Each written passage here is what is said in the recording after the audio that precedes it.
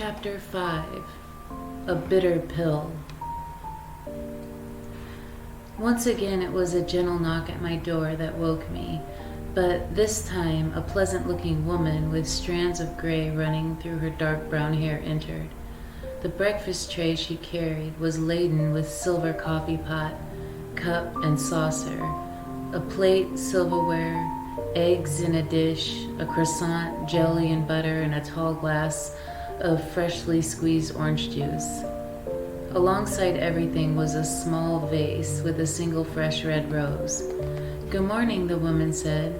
She had a pretty smile brightened with the warmest blue eyes I'd ever seen. She was about 5'2", with a small bosom and hips definitely too wide for Dorothy's taste. Her forearms were strong, but she had small hands. "I'm Christian, Mrs. Livingston's maid. She asked me to bring you breakfast this morning." "Oh, you didn't have to do that," I said, sitting up, struggling to get my eyelids to stay open. "What time is it?" I glanced at the clock in the belly of the light blue ceramic seagull. I'd never slept this late. "It's all right, dear. Mrs. Livingston insisted," Christian said, placing the tray on my bed table she'd retrieved from the closet. "You have two-minute soft-boiled eggs," she said, lifting the cover to show me. "Did you want anything else? Hot cereal, different juice? I have freshly squeezed grapefruit or prune." "No, this is fine." "But I could have come downstairs," I said, uncomfortable with all her fussing. "Only Mr. Livingston comes down for breakfast as a rule," Christina replied with a smile. "He reads the morning papers and doesn't mind eating alone." "Mrs. Livingston always takes her breakfast in bed. Do you have everything you need?" she asked, walking into the bathroom. "More towels, anything?" "I'm fine at the moment," I said, drinking my juice. "Thank you." She nodded at me and watched me take a few bites of the croissant.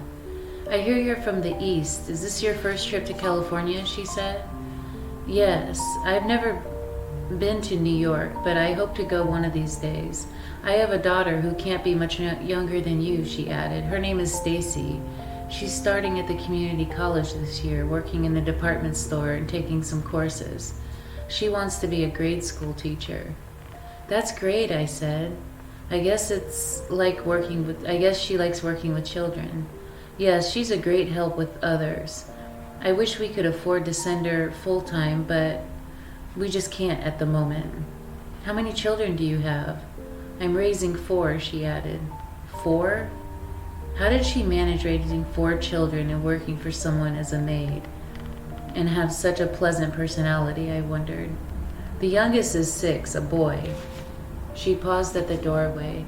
"Just leave everything beside the bed. I'll be up later," she told me. "Let me know if you need anything," she added as she left.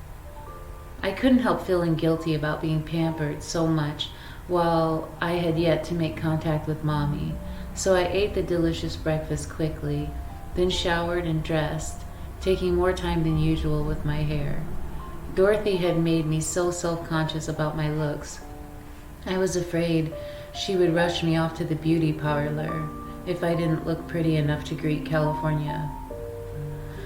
Mr. Livingston was just leaving the house when I came downstairs. He wore a pinstripe suit and a maroon and white tie. He stopped at the front door to look up at me as I descended. "Good morning," he said. "Good morning. I hope you had a good night rest," he said without a smile. "Yes, thank you." "Well, enjoy your day," he added. He looked uncomfortable speaking to me alone. He fumbled with his briefcase and hurried out the door. I thought about dialing Gina Simon's number again, but I imagined I'd only get the answering machine. It was better to go over there in person. I had to wonder if Sandy Glee had told her she had a visitor and then described me to her. "Excuse me, miss," Alex said, seeming to be appearing out of nowhere. "You have a phone call." "A phone call, I do? Your name's Melanie, is it not?" he asked sharply, as he thought I was being critical. "Yes." Then you have a phone call. You can take it in the parlor, he said, nodding in that direction. Thank you. I hurried and lifted the receiver. Hello? Hi, Holly said.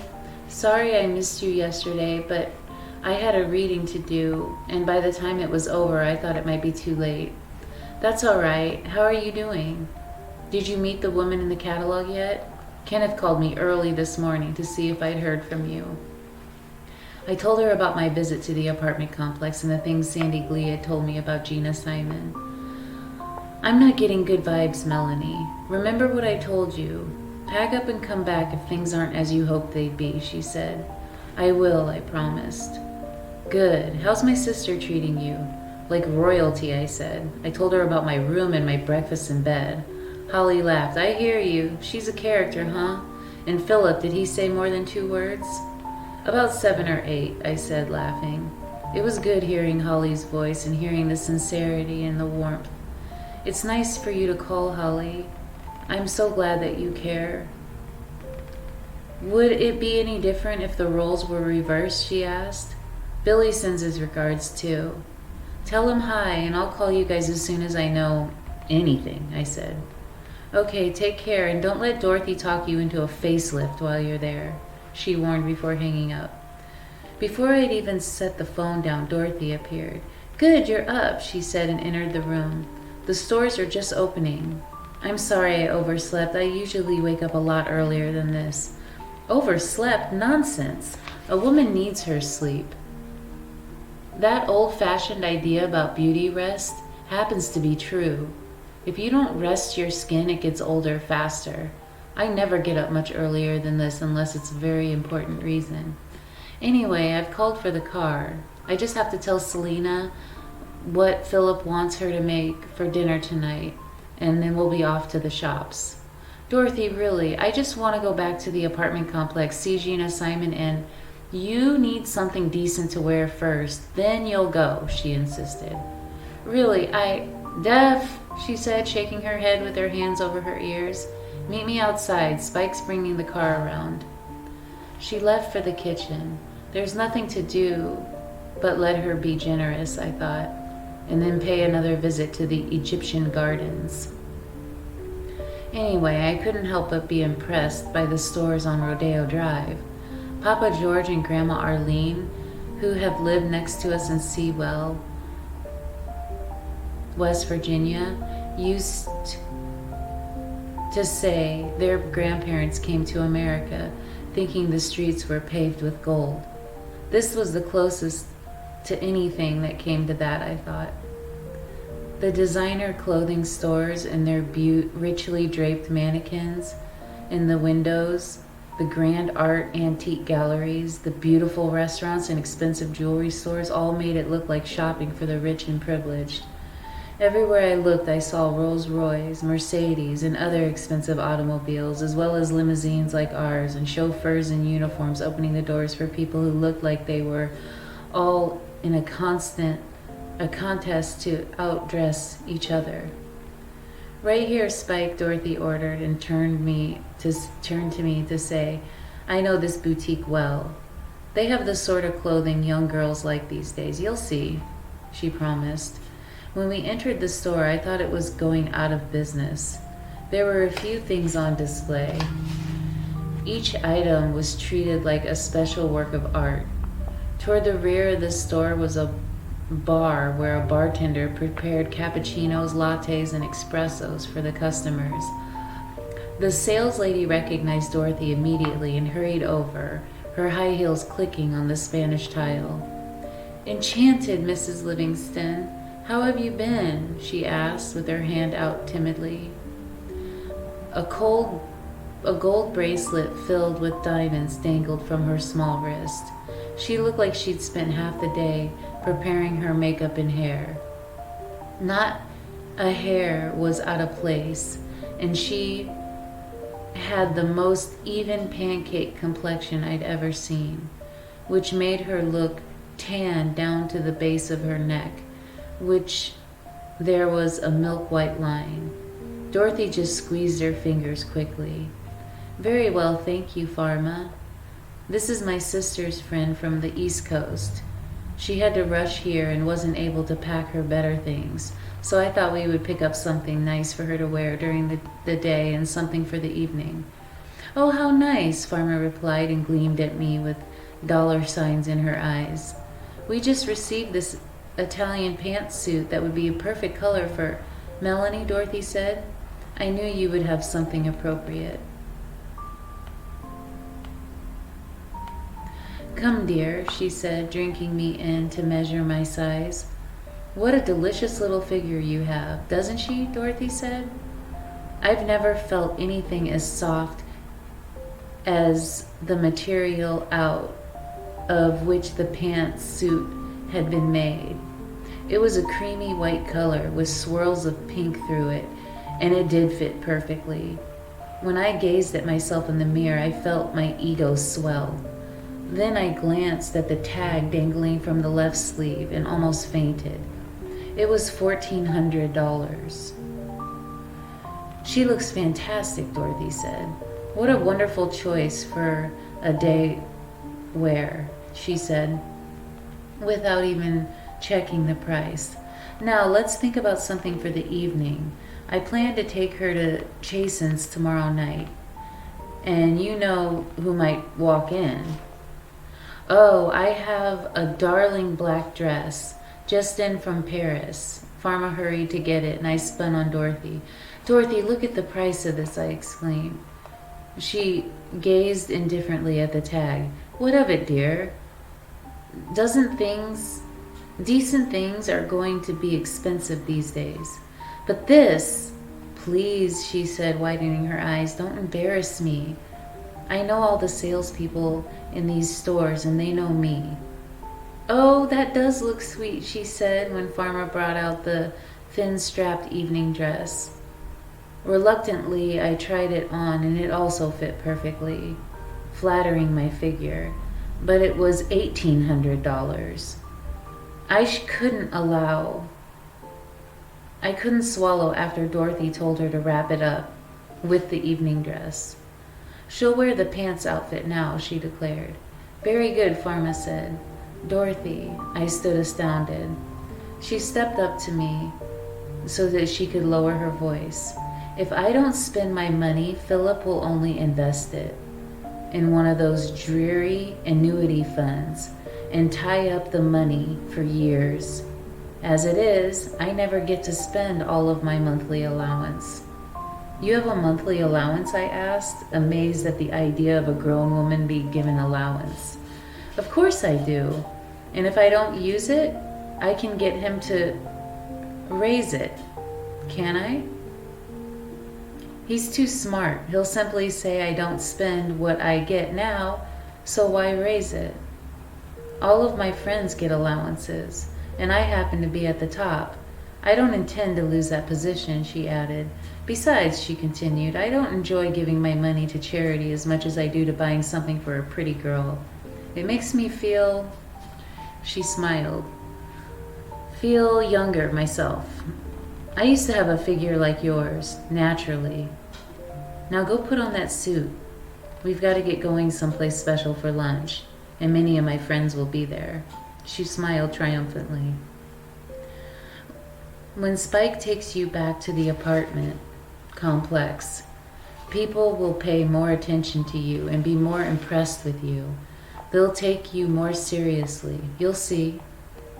Here, everyone's impressed by clothes and cars first, and then they consider the person wearing the clothes and driving the car. You'll learn. I feel like they should have given me a passport when I left the East Coast, I remarked, and she laughed so hard she had to tell Pharma what I said. Then they both laughed again. While I changed into the Italian pantsuit, Dorothy bought herself 3 blouses and 2 skirts. The bill at the end of our visit was enough to keep our family of 4 in food and shelter for months back in Sewell, I thought, but I dared not utter another complaint. Before Dorothy had Spike take us to lunch, she insisted on buying me a pair of shoes to match the pantsuit and a pair for the evening dress.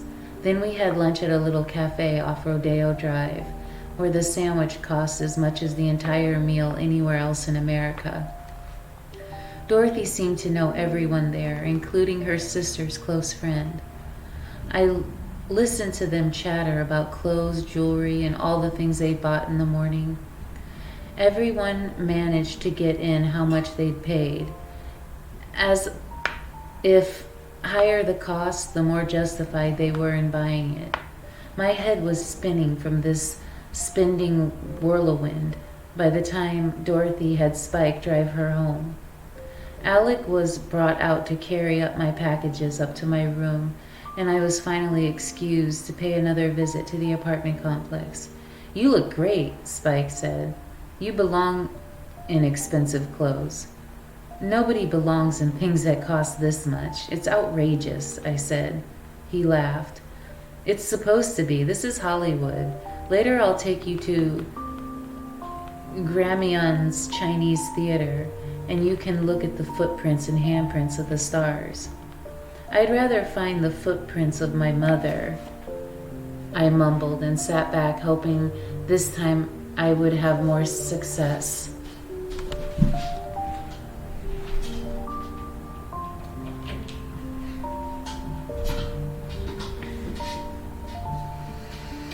Now that I knew the buzzer on the directory in the front of the complex didn't work, I simply entered through the main gate and followed the path past the pool. There were half a dozen young men and women sunning themselves on lounges, some holding reflectors under their chins. Unlike the first time, no one paid any notice to me. I didn't see Sandy Glee anywhere, and as I approached the building in which I knew Gina Simon's apartment was located, I heard a loud, familiar laugh. A woman I was sure was Mommy came out of the entrance, accompanied by a short, stout man with thinning gray hair. He had thick lips and was wearing a pair of thick-lensed eyeglasses that made his eyes look like the eyes of a dead fish. I knew it was Mommy because when she saw me, she gasped, brought her hand to the base of her throat, and paused. Her escort looked at her curiously, and then me. Mommy regained her composure with a deep breath and smiled at the man. "Anything wrong?" he asked. I stood waiting, my heart thumping like a parade drum. "You forget something?" he followed when she didn't reply. "No," she said quickly, "it's all right." "Well, we have to be better moving along. Jerry Spindler is the sort of producer who likes to be the one who's late for a meeting, not the person he's interviewing. Now that I think about it, there's a doubt about you, sweetheart. He'd have to have been made of stone to pass on you," the stout man said and laughed grotesquely, his jowls shaking and his lips curling. Mommy fixed her eyes on me, and they continued toward me. "Mommy," I exclaimed when she was only a few feet away. "Pardon me," she said. The stout man brought his head back. "Mommy, what's going on? Alice found your picture in the catalog and sent it to me in Providence Town. And Kenneth found out who you were and where you were," I said quickly. "Grandma Olivia gave me the money to come out here, Mommy. Don't you recognize me?" "What?" she said, laughing. "Who is this?" the stout man asked. "I have no idea," Mommy said, her eyes turned as cold as two stones in West Virginia mountain brook. "It's me, Mommy, Melanie. Don't you recognize me? Really?" "First, honey," said this sharp, hard voice. I didn't recall. "I could never be your Mommy. I'd have to be 6 when I had you." The stout man roared with laughter. "And second, I never saw you before in my life. I wish they'd fix that damn security system here," she told the stout man. "Any riffraff can walk in here off the street." "Yeah," he said, nodding, gazing at me. "Mommy." The tears burned under my eyelids. I tried to swallow so I could continue, but the lump in my throat felt like a chunk of coal. "Maybe it's someone's idea of a joke," the stout man offered. "Anyway, don't worry about the security system. You'll get this job and be able to move into a classy place, honey. And so will Mr. Martin." "Please listen," I finally uttered. Mommy glanced at me, then quickly threw her head back to brush the hair out of her eyes. I was shocked by how empty she could make her eyes, as if she knew how to turn all her emotions off. She tightened her hand around the arm of her fat escort and continued down the walkway as if I didn't exist. I stood there, gaping after them, watching her disappear around the turn. She laughed at something the man said and threw me one final disdainful look before she disappeared. I sank to the stone bench at the side of the walkway, stunned, feeling cold, actually shivering in the hot California sun. Despite her coldness, there was something in Mommy's eyes that told me she had recognized me, that there wasn't suffering from amnesia.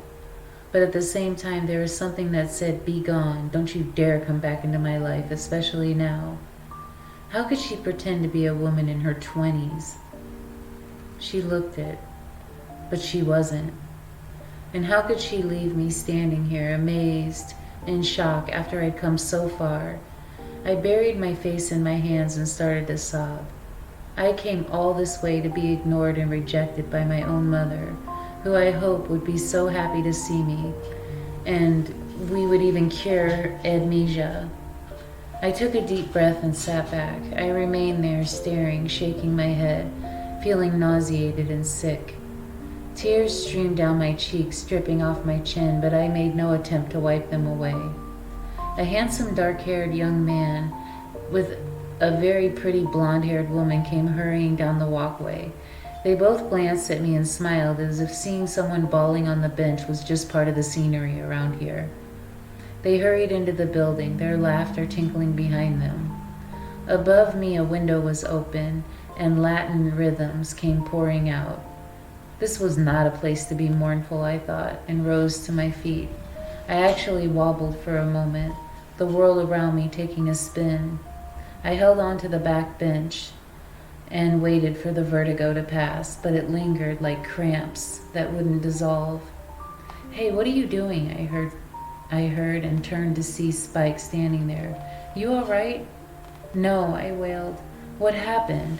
I've been waiting and waiting. I thought I'd better come and see if I could find you." "Hey," he said and hugged me to prevent me from crumpling on the cement walkway. Only minutes later, I woke up in his arms. He was sitting on the bench with me on his lap and gently slapping my face. Melanie, what happened?" My eyes fluttered open again and the world came back into focus. "You fainted," he explained. "Oh, I'm sorry," I said, feeling horribly embarrassed. Fortunately, no one else had came out to gawk. We were still alone. Spike helped me sit up. "You all right? Take a deep breath. Go on. That's it."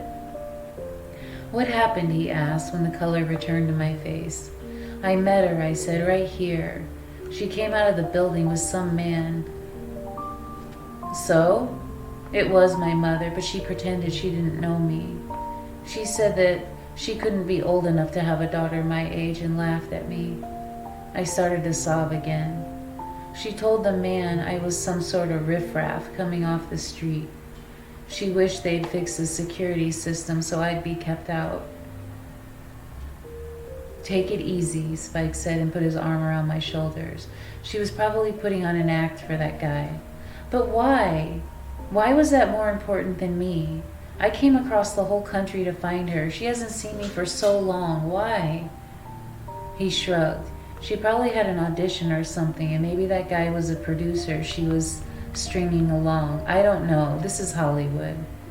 "You keep saying that as if it justifies everything that goes on here." I snapped back at him. "I don't care if it's Hollywood. People should still be decent to each other, especially mothers to their daughters." He smiled at me as if I'd said the silliest thing. "You know something?" he remarked, nodding as he gazed in my disdain. "You could be quite an actress. You've got integrity. You can reach down into the emotion well and draw up the right responses." "I don't want to be an actress. I don't want to be in Hollywood, and I'm not pretending to feel bad. I do feel bad. I want my mother to acknowledge me and explain why she's done these terrible things," I cried. "Maybe she will one of these days," he said calmly, "but she's obviously not right at the time. Come on, let's get out of here. I hate complexes like this, filled with people trying to make it in business."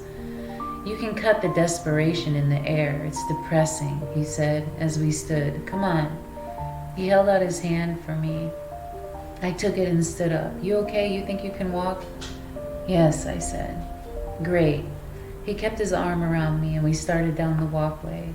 The sight of the chauffeur walking with his arm around the young woman in an expensive Italian pantsuit drew some eyes as we passed the pool again.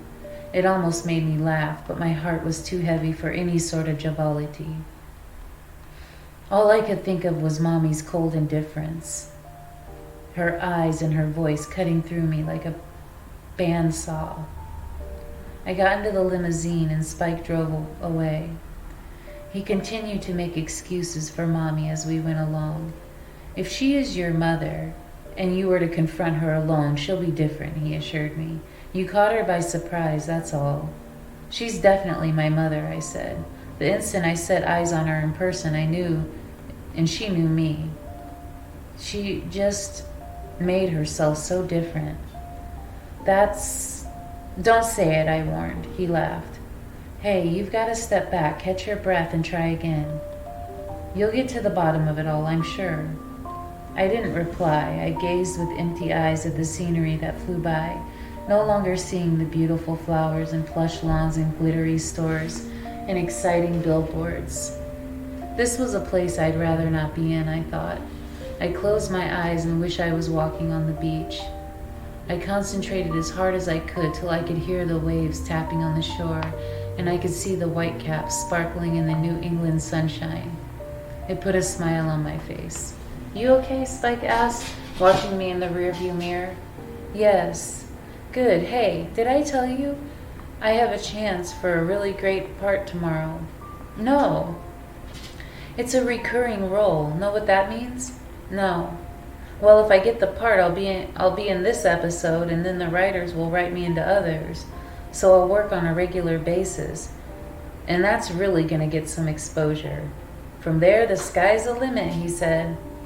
It's not a very big role to start, about 20 lines, but it has an impact to show. You want to see the script? Maybe you can help me rehearse. Help you rehearse? How can I help you do that? I'll do my lines and you'll read the others. I'd like you to hear me recite. You've got a fresh ear and you'd probably hear my mistakes. I don't know anything about acting, Spike. That makes you an expert around here, he said and laughed. Come on. You don't want to just hang out with Dorothy, do you? Not really, I said. It was probably an unkind thing to say about someone who was so generous and hospitable to me, but I really wasn't in the mood to hear about expensive clothing and beauty tips. How I wish I could drop in on Holly and Billy. If only they weren't so far away. I longed to run up the stairway to Carrie's private workroom and throw myself into his arms too. But I was here among strangers, with my own mother being the biggest stranger of all. Will you please, he said. Okay, I replied. Great, Spike said. I appreciate it. When we arrived at the Livingston's residence, Spike pulled a limousine around the garage. He opened my door and directed me to the side door that took me to his upstairs apartment. Don't mind any of the mess in here, he said, throwing back some of the clothing into a pile behind the sofa. Between driving for Mrs. Livingston and preparing for auditions, I don't get much time to be a housekeeper. Is it stuffy in here? He asked, throwing open a window. It's all right, I said. There was a pile of scripts on the sofa. He hurriedly cleaned them away for a space for me. How about something to drink? Beer, juice, water? I'll just have some water, thank you, I said. Sure. He rushed into the kitchen. I gazed about the bland apartment. There was nothing on the walls except for the scripts piled here and there and the clothing and dishes scattered about. There was no personality to the place. It reminded me of the thrifty motels Mommy and Arlene and I stayed at during our trips to Providencetown. Now that seemed ages and ages ago. It was hard to believe that the woman I just confronted was the same woman, but she was. I was positive about it, and right now it started to make me angry. Wow, what a look on your face, Spike said, returning with a glass of ice water. He handed it to me and I drank. She had no right to treat me like that. I don't care who was with her, I said. He nodded. You'll tell her, I'm sure, he said. I'll tell you something, he said, stepping back, scrutinizing me from head to toe as he nodded. When you get angry, your face gets all flushed, and your eyes look like they have candles behind them. It's rather exciting. He put his hands together, thumb to thumb, like a film director, and gazed at me through the opening, moving about as would a camera director searching for the best perspective. I shook my head and laughed. You're always in a movie, I said. That's life, a movie. I'm starting to get good reviews, that's all, he said, laughing at his own joke. He poured himself a glass of beer, then handed me the script with the pages marked. Desperate Lives, I said, looking at the title. This is Dorothy's favorite show. I know. I haven't told her I'm going to be a part in it yet. She would make me too nervous. Okay, here's the setup. I'm Trent Winterfield, who has discovered he's more in love with his girlfriend's sister than he is with his girlfriend. Her name is Arizona. Arizona? That's a state, I said, finding the name on the page. That's what her parents named her because they have this multi-million-dollar ranch there. In this scene, Trent decides to tell Arizona how he really feels about her. The problem is he's a graduate student and she's only a high school junior. Her father, a man with a fiery temper, would have him shot. How does Arizona feel about Trent? I asked, gazing at the lines. She's always had a crush on Trent, but she never dreamed it would turn into anything. She's overwhelmed but excited, titillated. It's a dream come true. Ready? He asked, standing before me. Okay, I guess. Top of that page, he said. I watched him lower his head and raise it slowly, his face changing, his eyes filling with emotion. No one knows I'm home, he said. I drove right into your house. He fell to his knees at my feet. It took me by surprise, and I gaped at him. Read your lines, he coached, out of the side of his mouth. Oh, I looked at the pages. Why did you come here first, Trent? He took my hand. Because the things I said to you just before I left, the things I told you have haunted me. I couldn't study. I couldn't talk to anyone. Every time I look at another girl, she has your face, Arizona. He leaned on my knees and drew closer. I gazed at the pages again. If you're teasing me, this is cruel, I said. It would be like teasing myself. I know it's biting into forbidden fruit, but I would chance being thrown out of paradise just for one of your kisses, he said. I started to look at the pages again when his fingers slipped under my chin and gently lifted our face so he could kiss me on the lips. My eyes went wide. Arizona, he said. Your name is branded on the front of my brain. He kissed me again, this time putting his hands on my shoulders. I knew you loved me just as much. I knew it, he said, and flooded my face with kisses, running his lips down my neck, and his hands went to my waist. Spike, I said. Trent, he replied, and covered my mouth with his again. Wait, I cried. There's no time to wait, he said, still acting as if he were in the scene. But my words were my own. I wasn't reading off the page. In fact, the script had fallen from my hands.